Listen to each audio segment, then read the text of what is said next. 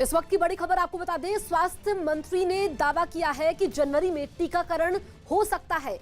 तो corona virus को लेकर के एक अच्छी खबर सामने आ रही है। स्वास्थ्य मंत्री ने दावा किया है कि जनवरी में टीकाकरण हो सकता है, यानी कि कितने लोगों का ये टीकाकरण होगा शुरुआत में ये अभी जानकारी सामने आएगी, लेकिन कोरोना थोड़ा कमजोर जरूर पड़ा है भारत में, ये भी एक अच्छी खबर है। लेकिन इस बीच जनवरी में, क्योंकि अब साल खत्म होने में कुछ ही दिन का समय बचा है, ऐसे में ये राहत की खबर है। स्वास्थ्य मंत्री हर्षवर्धन ने दावा किया है कि जनवरी में टीकाकरण हो सकता है।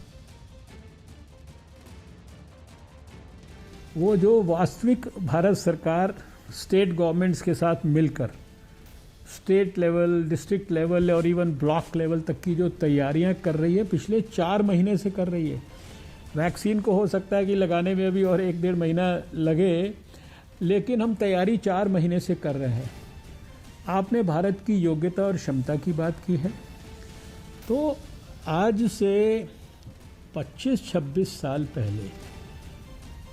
मैं आपको स्मरण कराना चाहता हूं कि भारत में दुनिया के 60% पोलियोग्रस्त बच्चे होते थे और सारे देश के एक 5 साल से छोटे बच्चे को एक साथ एक दिन लाखों पोलियो केंद्र पर वैक्सीन देने का -20 डिग्री सेंटीग्रेड पर काम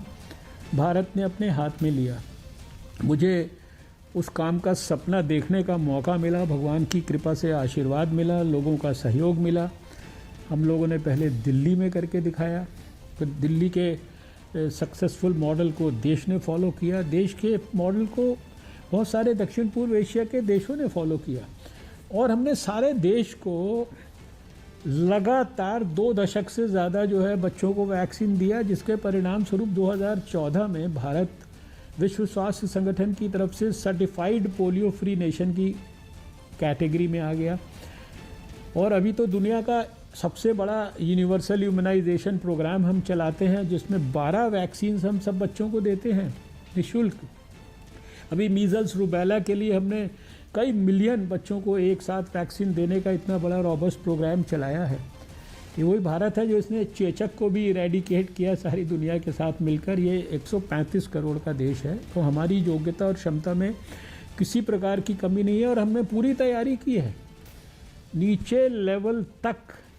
पूरे स्टेट गवर्नमेंट्स को इन्वॉल्व करके, स्टेट के लेवल पर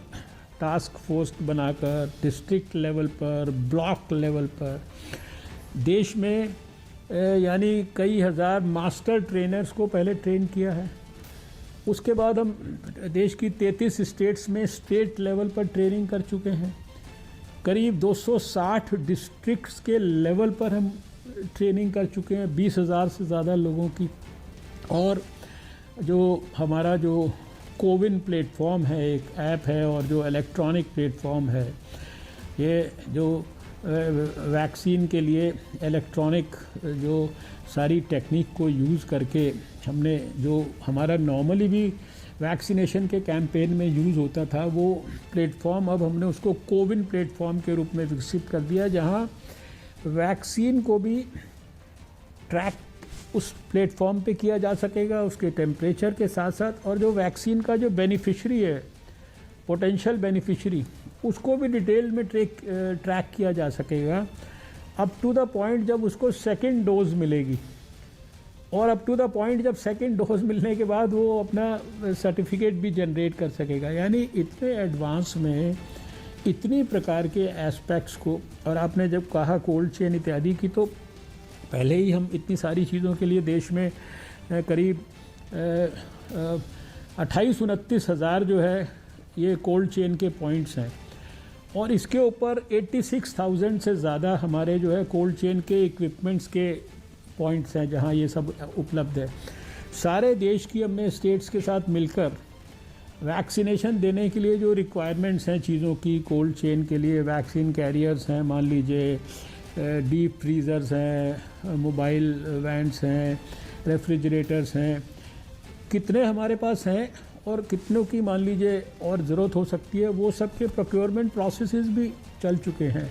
शुरू हो चुके हैं। सिरिंजेस जो है कितनी चाहिए, कितनी सारी टीम्स चाहिए, हर एक वैक्सीनेशन का जो सेंटर है वहाँ 4 लोगों की टीम, फिर उन टीम्स को असिस्ट करने के लिए कितने जो हमारे वॉलंटियर्स यानी वॉलंटरी ऑर्गेनाइजेशंस के साथ भी एक पैरेलल एक्टिविटी चल रही है।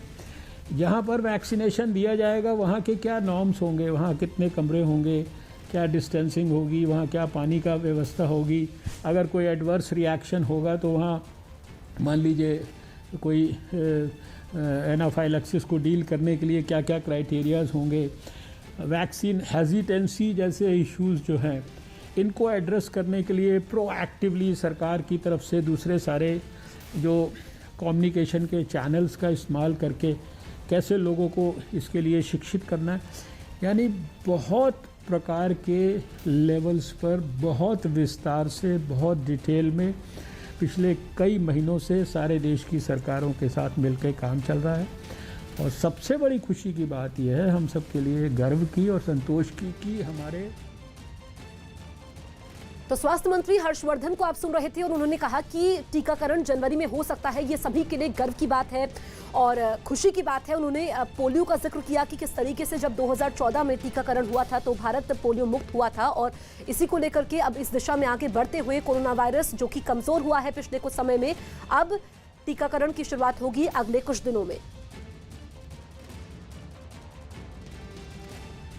कृषि सुधार कानूनों के विरोध में चल रहे किसान आंदोलन को खत्म करने के लिए फिर एक बार केंद्र सरकार ने पहल की और किसानों को खत लिखकर बातचीत के लिए बुलाया। कृषि मंत्रालय की तरफ से किसानों को भेजी गई इस चिट्ठी में किसान नेताओं से उनकी सुविधा के हिसाब से बातचीत के लिए तारीख बताने की अपील की गई। पिछले 25 दिनों से कुछ किसान संगठन इन कृषि सुधारों के विरोध में दिल्ली की सीमाओं पर डटे हुए हैं और सरकार से कई दौर की बातचीत के बाद भी कोई हल सामने नहीं आया, जिसके बाद एक बार फिर सरकार ने इस मुद्दे के समाधान के लिए पहल की और किसानों को बातचीत के लिए न्योता भेजा।